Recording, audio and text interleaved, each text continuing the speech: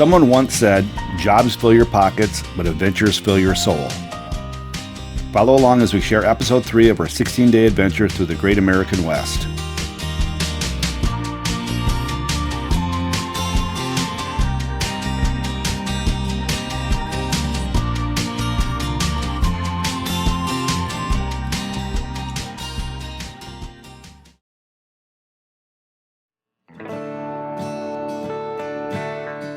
We awoke in the Bighorn National Forest within walking distance of the Porcupine Falls trailhead. The view just beyond our campsite was beautiful and provided a great place to eat our breakfast.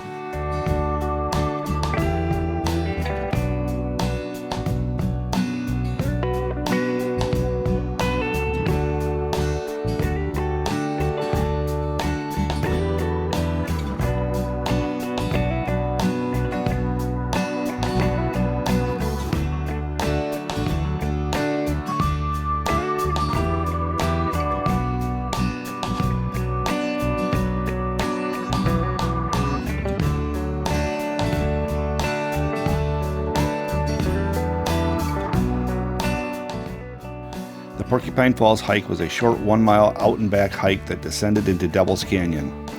It was very steep on the way down and even steeper walking up, but wow, was it totally worth it.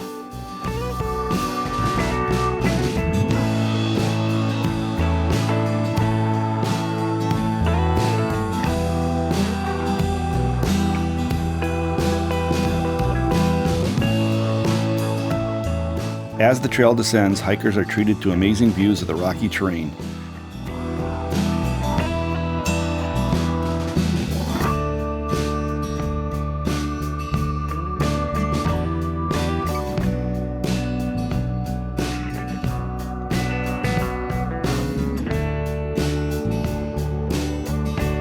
The trail continues down, ending at a pool at the base of the falls where on a warm day, hikers could take a quick dip to cool off.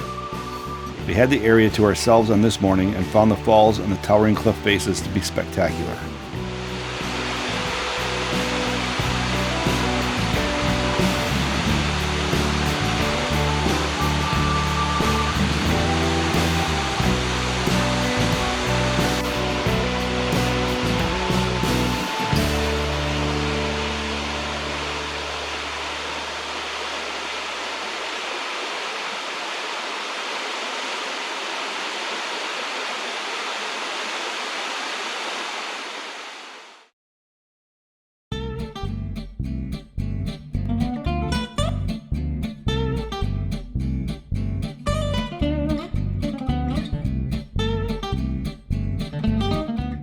After picking up camp, we headed to the Bighorn Canyon National Recreation Area, driving through the Bighorn Mountains via the Medicine Wheel Pass.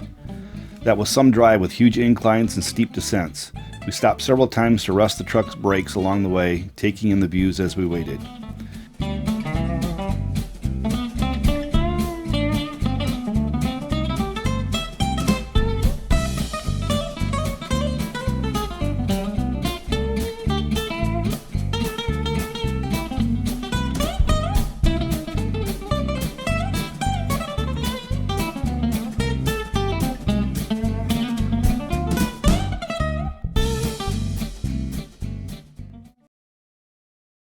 The Bighorn National Recreation Area was established in October of 1966 and boasts 120,000 acres of public land with diverse ecosystems and wildlife. The park straddles the border of Wyoming and Montana.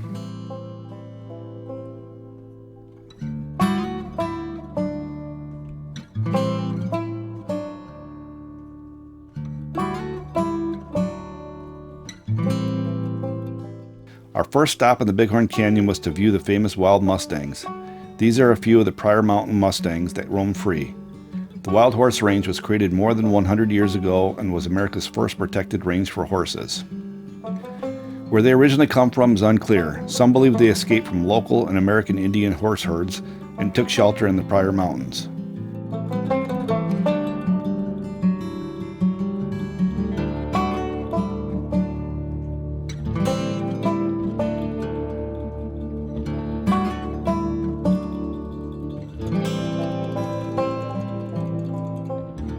The Devils Canyon Overlook provided the best view of the Bighorn River and canyons.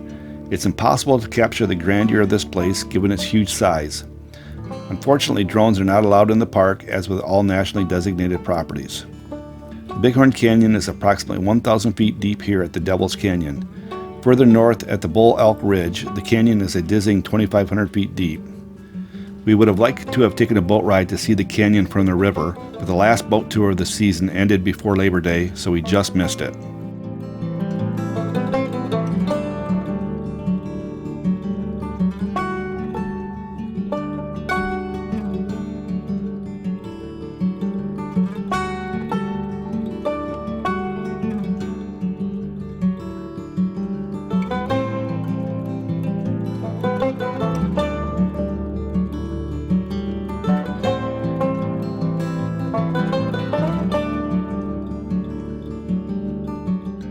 Located within the boundaries of the Bighorn National Canyon Rec Area, you can find the Ewing-Snell Historical Ranch, one of the earliest ranches in the area, established in 1896.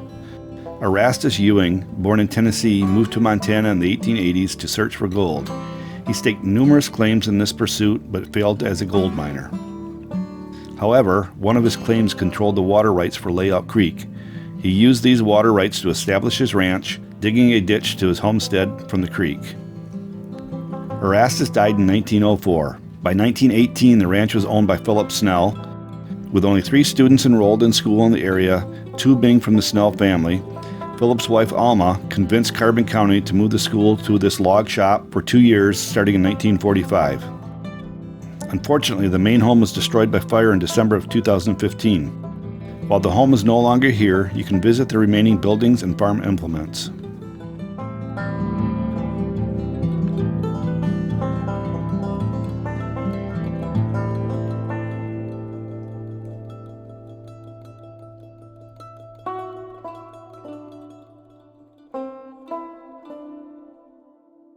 Unable to find any suitable free camping, we went to Plan B and stayed at the Horseshoe Bend Campground for $18 a night.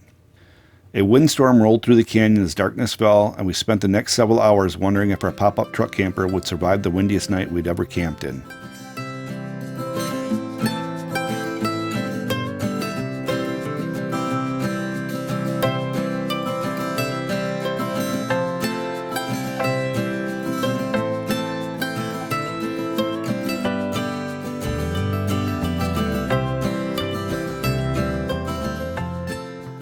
After surviving the overnight windstorm, we left the Bighorn Canyon and headed toward Red Lodge, Montana in search of the Meeteese Trail.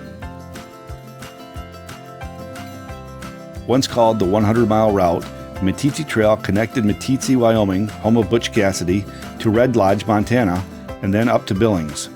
South of Bridger, Montana, on Highway 72, we joined the last surviving leg of the original 100-mile route. The remaining trail is nearly 18 miles long, crossing through the pass and ending in Red Lodge. The route was originally used as a supply road by the Army during the 1880s to transport mail and other supplies. Later, stagecoaches traveled this route on their way to Red Lodge. Old homesteads can be seen throughout the valley, along with many beautiful new homes nestled near the mountains. Sadly, we found there had been a forest fire earlier this year in June of 2021, burning the entire mountainside and leaving nearly everything charred. While we didn't get the full experience of lush trees and mountain plants, the upside was that we had clear views of the mountains, which were still beautiful despite the destruction. The first half of the trail was a slow incline through fields and sagebrush on really rough gravel. The trail quality improved as it moved into the mountains, except for some sketchy parts. It took us about 2 hours to complete the trail, including photography stops.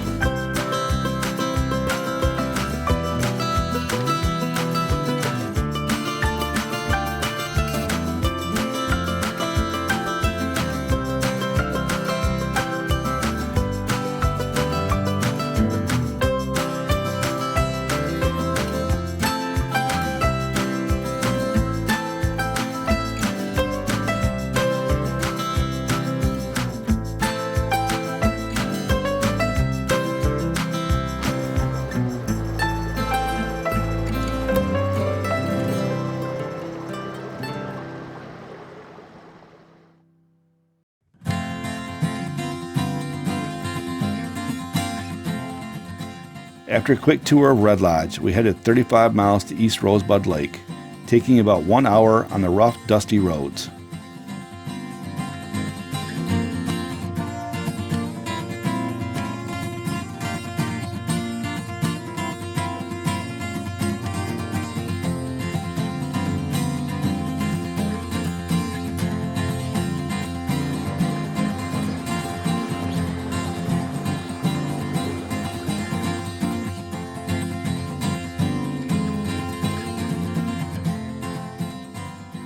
The road dead ends near the East Rosebud Campground, located about a quarter mile from the lake. This is a nice loop road with 14 first-come, first-served sites, picnic tables nestled in the woods, and a pit toilet. This is apparently a very popular campground during the summer months, but being after Labor Day, we had many spots to choose from. The sites are normally $15 a night, but are free outside the peak Memorial Day to Labor Day dates.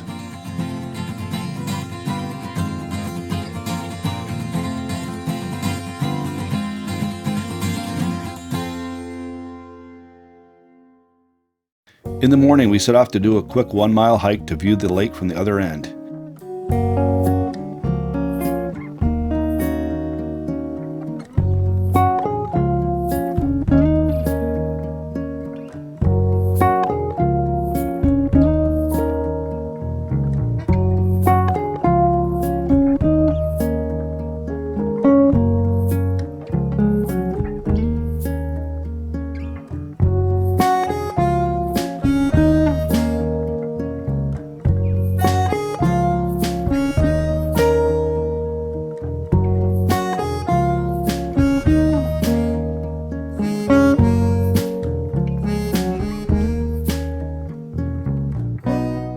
At the far end of the lake, we talked to a hiker who had just finished a 6-day hike from Cook City, and he recommended we continue on to Elk Lake.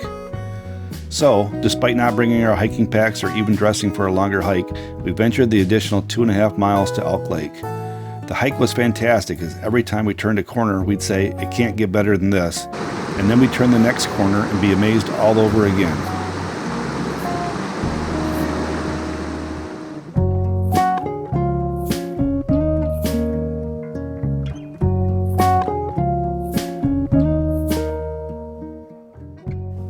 The trail follows the East Rosebud Creek, and there were numerous waterfalls along the way. The mountaintops and the waterfalls alone were worth the trip, not to mention the serene beauty of Elk Lake.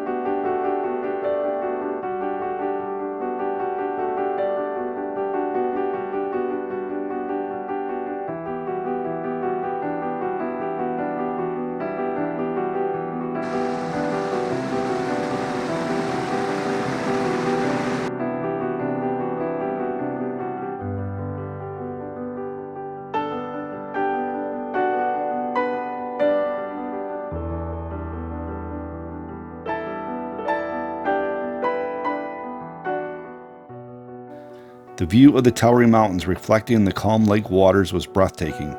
There was no way to capture the true beauty with a camera. You just have to drive out here and take the hike.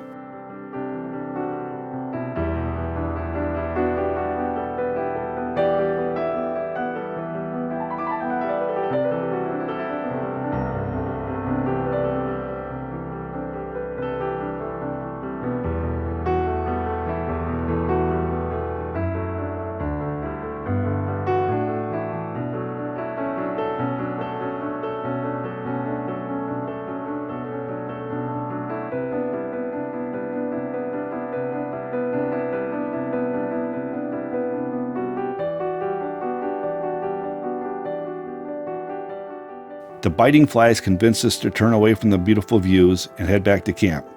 Nearly 5 hours and 7 miles later, our little jaunt was complete.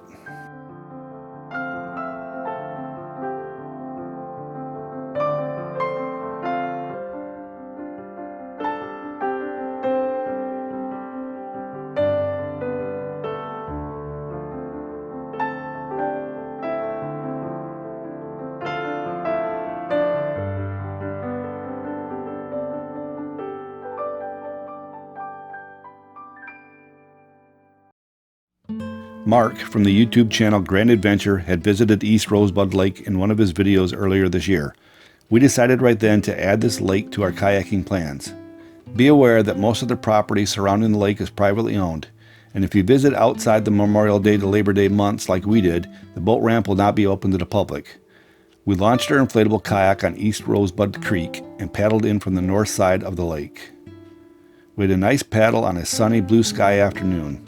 The water was calm and even saw a few mergansers along the way. The lake was so peaceful with the mountains towering around us. Make sure that you follow Montana laws and have your boat properly inspected before you enter any waterways. This even goes for inflatable kayaks like ours.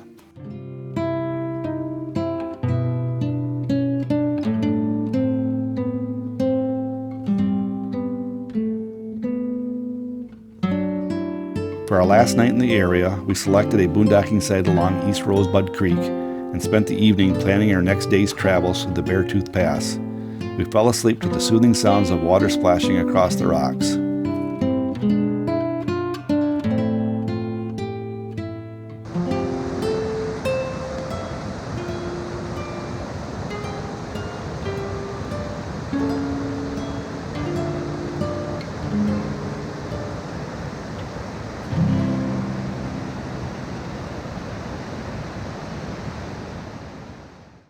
If you like this video, please give us a thumbs up and be sure to hit the subscribe button and the bell to be notified when new videos are loaded.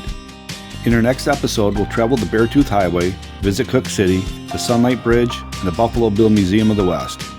Until next time.